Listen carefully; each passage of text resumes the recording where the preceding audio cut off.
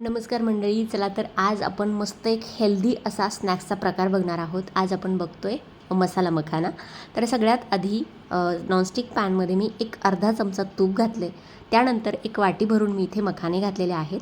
मखाने छान 5 ते 6 मिनिट आपल्याला मंद गॅसवरती या गरम कढईमध्ये असेच भाजून घ्यायचे आहेत.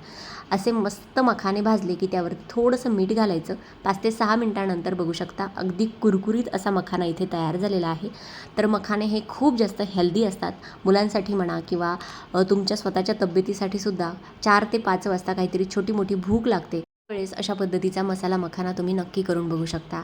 भाजलेले मखाने प्लेटमध्ये काढून घेतले. त्यानंतर अजून कढईमध्ये अर्धा चमचा तूप घालून त्यामध्ये लाल मिरची पावडर आणि थोडासा चाट मसाला घालून मी अजून त्याच्यामध्ये हे मखाने 2 मिनिटासाठी मस्त परतून घेते.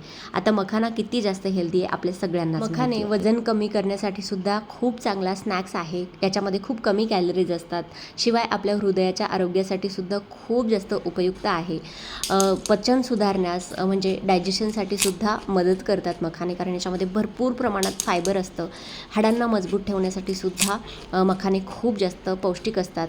तुम्ही सुद्धा ही हेल्दी अशा मसाला मखाण्याची रेसिपी नक्की ट्राय करा. आणि आजचा हा छोटूसा व्हिडिओ जर तुम्हाला आवडला असेल तर व्हिडिओला लाईक, शेअर आणि चॅनलला सबस्क्राईब करायला विसरू नका.